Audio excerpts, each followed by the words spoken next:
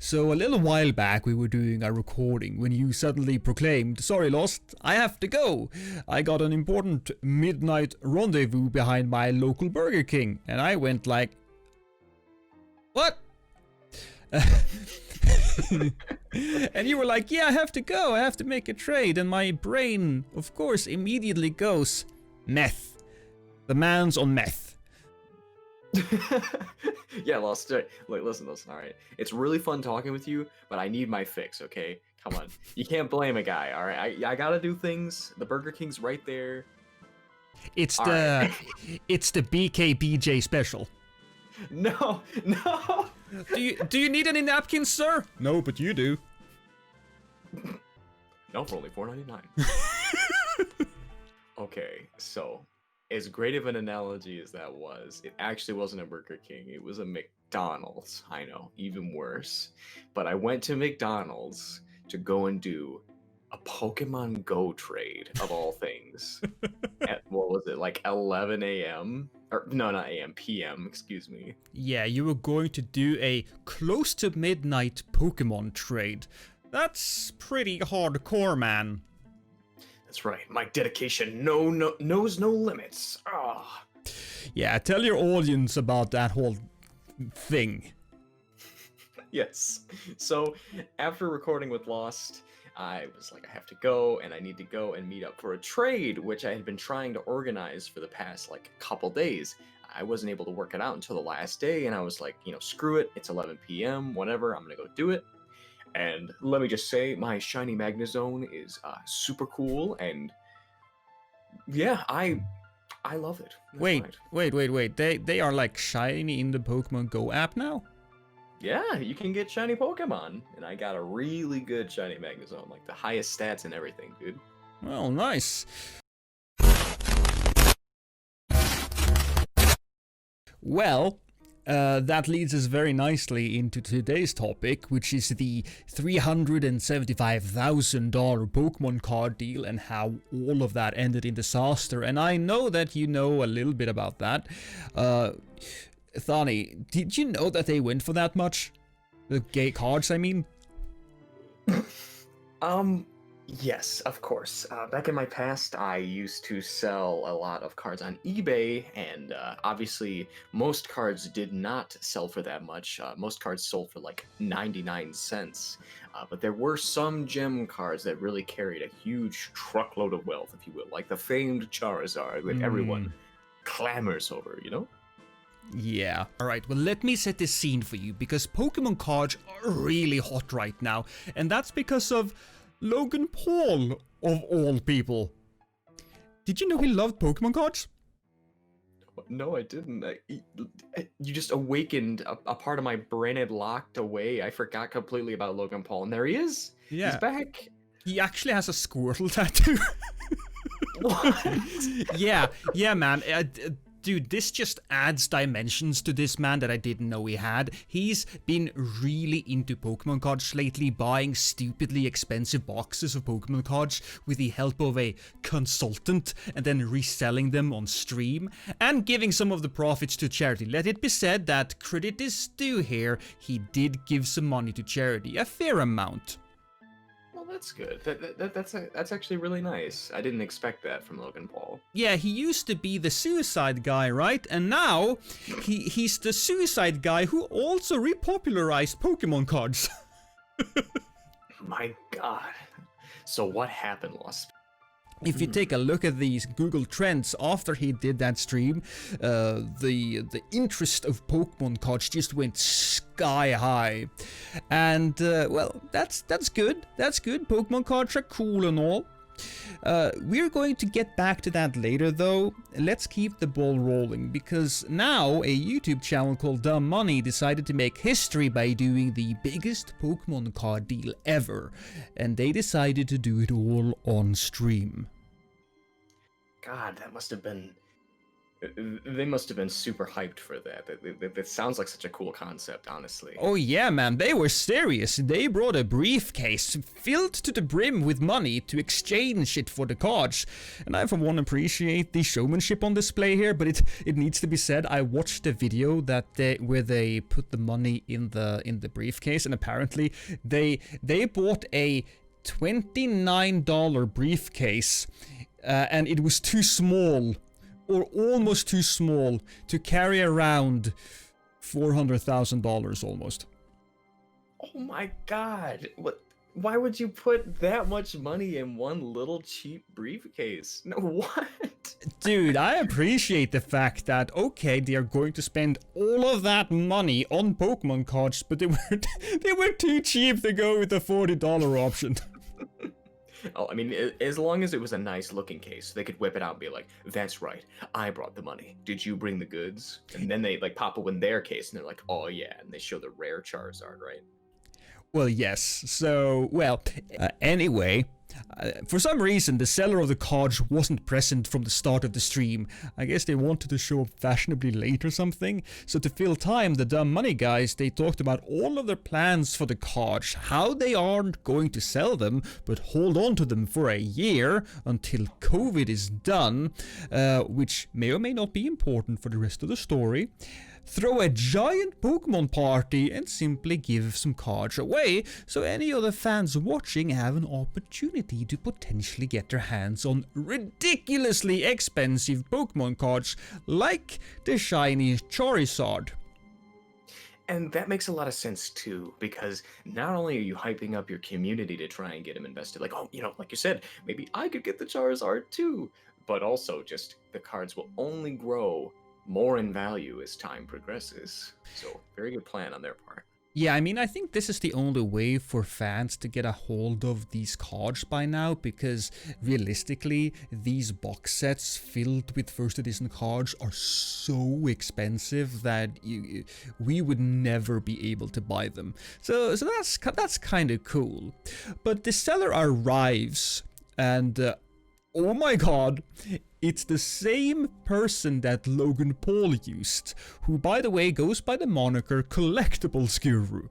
He sits down and they commence the obligatory small talk, and this is where things start turning weird, because the chat in the live stream is just tearing this guy apart. It seems like every third comment is something like, oh, why the hell did they bring this guy in on it? Or, this guy's a stone cold scammer. In fact, it's not just randos saying this.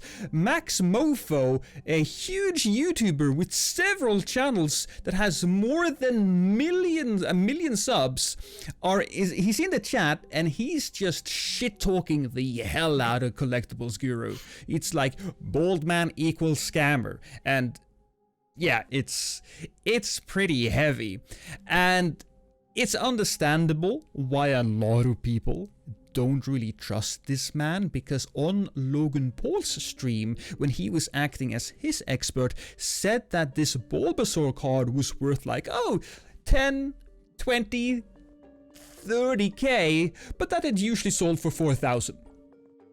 Oh my god, that's crazy. See, I completely missed this whole charade too. It completely went over my head, and bigger YouTubers like Max Mofo getting involved really show how big of an event it really was. That's crazy, Lost. Yeah, and also Cold Ones, who's a YouTube channel that does like alcohol reviews and really focusing on drinks. He was also there for some reason. There was like a bunch of people that I recognized that I didn't know was this hugely into Pokemon cards, but that's a different story.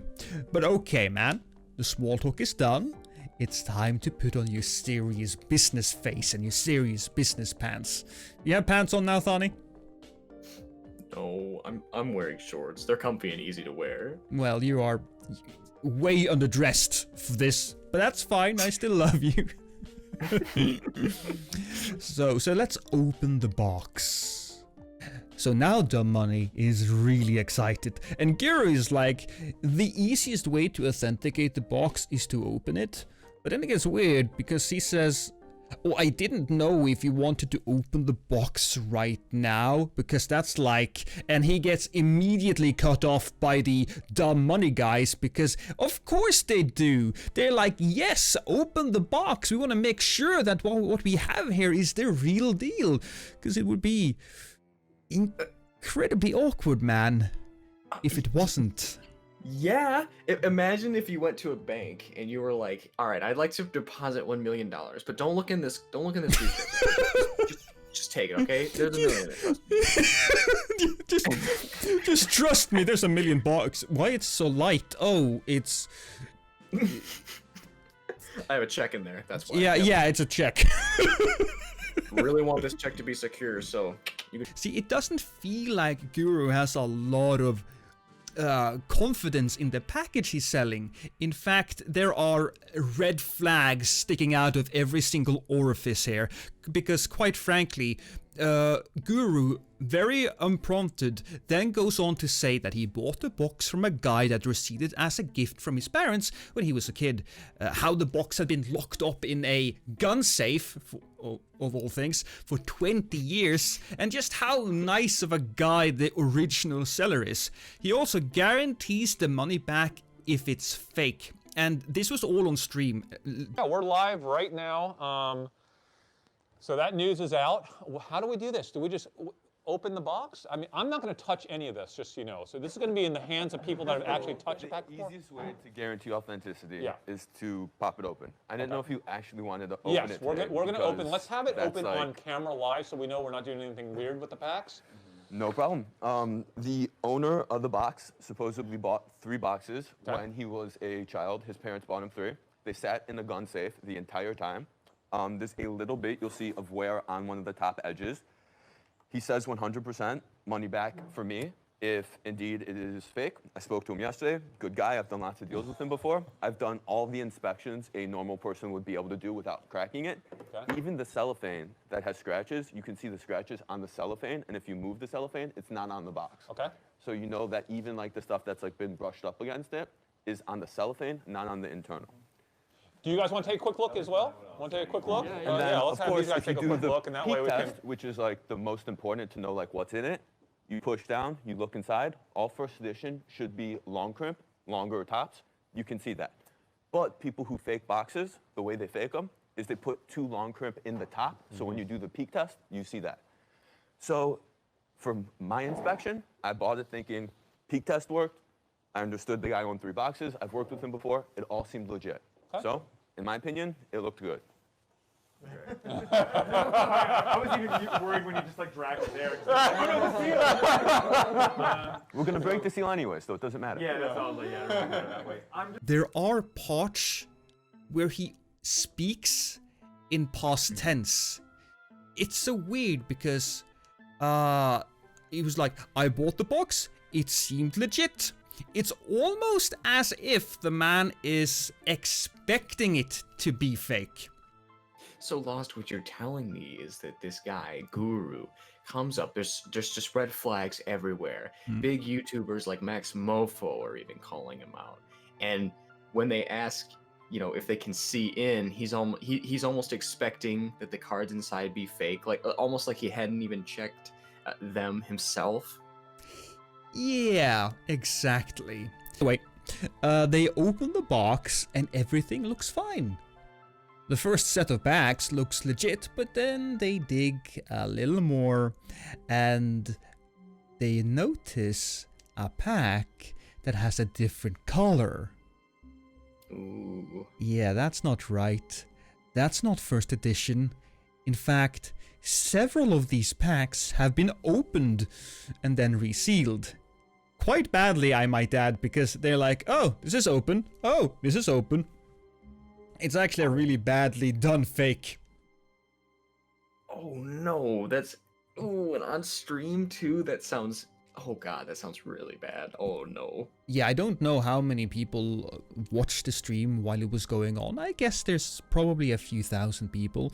But the Dumb Money Guys, the YouTube channel isn't that big. But, you know, since this event happened, they have gotten a lot of attention. So, yeah, the box is a scam, and there are some important things to note here, Thani. There is absolutely no proof that Collectible Guru is a scammer.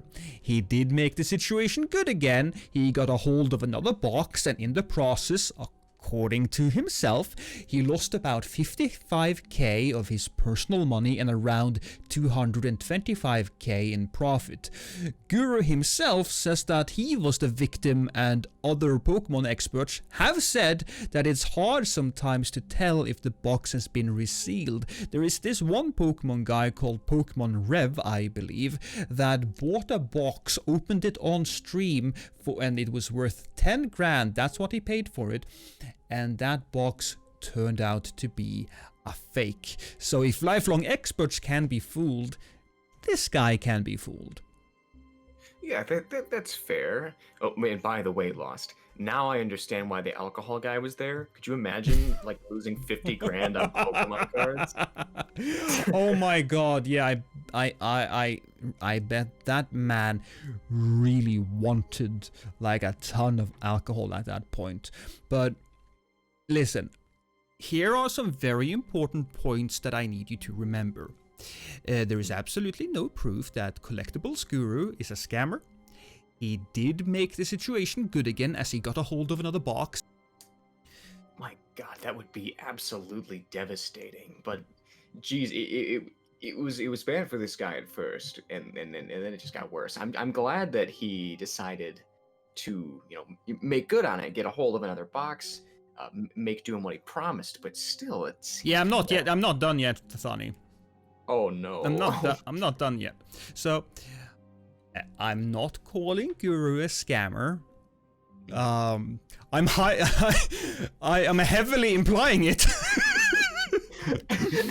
Straight out saying it here.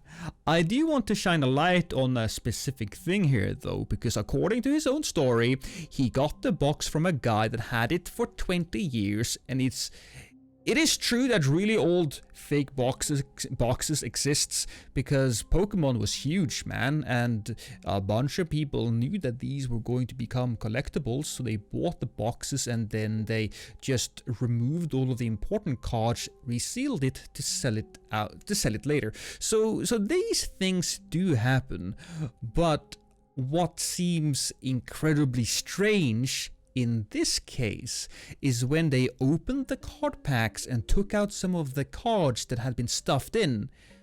The cards had been stamped in 2020. Oh no. That's terrible. Oh my god. Yeah, the awkwardness in the air is just all too real with this guy. I can't shake it. He keeps misstepping, dude. I don't know. I don't want to call him a scammer either, but I mean. Oh, I really want to. Am I though? Am I calling him a scammer? Of course not, my legal advisors. I would never. 100%. So it immediately disregards that guy's story that they were locked away for 20 years. And we're supposed to not call this guy a scammer. Yeah, listen, man, I don't know the chain of custody here, but clearly they, at the very least, they did not do a good job in protecting these cards. At the very least, they are really bad at protecting their investments. So I'm not calling Collectible Guru here a scammer, but I am perfectly comfortable calling him an idiot, because we're late to the party here, Thani. We are, a bunch of the YouTubers have already made videos on this very subject, and he sent messages to a certain guy called Webley, I believe, and Webley seemed to be a very decent person, and he was fat-shaming this guy straight out of the gate. He was like, "Are you the fat YouTuber that likes starting drama? Atkins, bro." That was the start of the conversation, and then later on, another YouTuber that I really like called Jarvis, he also got a message. Now, Jarvis actually got a very nice message, because I think he got a lot of blowback from Webley when he posted this, because of course he's going to post it. This is like beautiful beautiful content. Naturally, yes. Yeah. But that should give you a little bit of insight into what type of guy he is. But if that's not enough, I have the absolute perfect piece of character evidence here, if you will. And this is a video that he has up on his YouTube channel. And it's a video of him claiming that his dog just found 20 bucks, what am I saying? $10,000 laying in the garden. That's a lot different than 20 bucks lost. Yeah. Oh my God. Yeah, I don't know where 20 bucks came from, because 20 bucks, that could actually happen. Oh, my dog found 20 bucks. No, the dog found 10 grand in a stack of, in a stack, and the stack looked really clean. And the implication, of course, here is that, oh, I'm so loaded, I just have 10k stacks just laying around in my house. I don't need to take care of my money. So if you're that type of a guy that really likes flexing about how rich he is... Giovanni, what are you doing? Can I have that, please? Excuse me. Can I have that? Oh my goodness. He also has some really terrible jewelry, by the way. I just want to say that. And when you want to flex your jewelry, you have to either be a woman, a rapper, or Mr. T. That's what we are, Lost. We're rappers. Yeah. I hate you. That was so stupid, Thani. But you gave me that picture. Why do you hate what you created? No, fair enough. No, we're both idiots here. This is a tale from the dumpster fire, apparently. There's one part where he's like, okay, I guaranteed money back, and when they noticed that the cards were fake, he's like, oh no, that's money back on that, right? He's Very nice. What are we looking for underneath those packs that would be bad? The same oh, The same thing. We same want the pack. same. Does it say first edition? yeah. Yes, that's perfect. Keep going. Woo! Keep going. Keep going. Hold Ooh, on. the color's different on that one than that one. That one's Just not a first edition pack. That's Wait, an what? issue. This is an unlimited pack. Oh no. Yeah, look, they're open. Yeah, no, that's a Oh. major fucking issue. This is a Oh resealed my box. god, it's a resealed box. All right, time to call the seller. Yeah, no, money back on that. Oh. It's not even base set cards. Oh my god. These are jungles. Wow. Well, that's lovely. Time to call Wow. the seller. Yep. Wow. This is a Oh my resealed gosh. box. Wow. Lovely. Oh no. But there's some packs at the bottom that are still first edition. It's random. It's really random. But Why are would they put- open or sealed? Open. They're open. They're open. Yeah. Yeah, they are. Oh, no. Hi, we just opened the box, literally live, and they're resealed packs. Look, energy cards. Yeah. And base Base set set too. two. Yeah.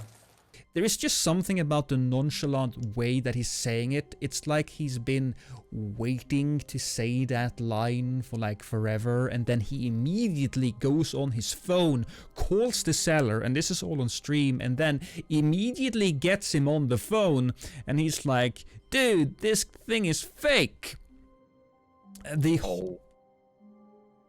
Go Oh my ahead, God, man. dude. No, I need a moment because this, dude, does this not sound like it's all set up for views and just to cause drama so that it gets people's attention like us? Because now, because of all this, clearly he didn't suffer anything if he's so nonchalant about the money loss. He probably really didn't lose anything and just wanted to do all this for attention. You know what I mean? No, dude, that man he's so focused on his reputation here, because he's now known as the idiot scammer, or at the very least the most incompetent guy that created like a fake box. I think that his credibility is incredibly important to him, and that has taken a huge hit. His ego has taken a huge hit. His reputation, well, that was already in the shitter, but now they like stirred around in the poo, and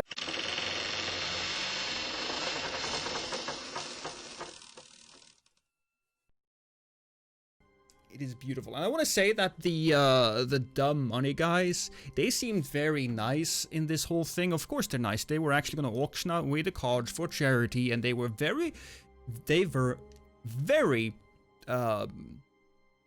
concerned about the money situations for Collectible Guru, because, I mean, he of course was going to lose out on some money on this. Now the video that they made on this, it's just filled with, guys, this guy's a scammer. Guys, this guy's a scammer. And they kinda go and defend the guy a little bit, but quite frankly, I feel like this is something that they should shut the fuck up about, because it seems extremely naive here to believe that he was in no way in on it. At least in on it. Exactly. Yeah. At least in on it a little bit. Dude, the final nail in the coffin would be having, new cards, 2020 cards in a pack, like in a supposedly, sealed or resealed pack. That's a monstrous red flag. Everything leading up to it, then to the actual event itself conspiring, that's just he had to have been in on it. There's no pretending here. Dude, sometimes I hate English because you can talk circles around anything. Yeah, no, I mean it. I know, man. I know. What's the most you ever gotten from a Pokemon card when you sold it on eBay? The most that I actually, let me think here. I remembered I did get my hands on some of the old cards. I never did get my hands on like a first edition shadowless base set Charizard or whatever. I do have a base set Charizard, which is it's mint, but it's not nearly as worth like a first edition shadowless. I would say it, like a couple grand lost, honestly. Oh, okay, that's pretty solid, man. That is pretty solid. I do have my own box from my childhood that's filled with... I do have 2 cards that is stamped with first edition. Now, they were like used to play with, so of course they aren't really mint condition, at least not in the way that these people expect cards to be, but... Yeah. I'm never going to part with my Gengar. He is too precious to me. Oh, if it's a base set Gengar, like a jungle Gengar, I really like that card too. Lost, I know what you're talking about. It's a fossil Gengar. Oh, gotcha. With the little foot stamp, right? Yeah, exactly. It's so cool. The most money that I made, honestly, from cards were these Pokemon cards that were called Gold Star cards. Did you ever hear of those? I vaguely remember. Vaguely. Essentially, Gold Star cards were these super rare cards that could, of course, potentially appear in a pack. Obviously, not a tampered pack from 2020, but they were shiny Pokemon. Essentially, that's what Star cards were. So they were super rare and super valuable, and that's where a lot of my money came from. I'll just say that. So you in your past, are you confessing to being a Pokemon card dealer? Yes, the truth comes out. Don't tell my wife, please, Lost. Oh god. Now that is the definition of a dumpster fire. That was a beautiful ending. That's nice. I could feel you bookend it. It was in fact so good, Thani, that I'm not stopping it there. I'm just gonna stop it at some random point, and I'm gonna cut it out right when I say point.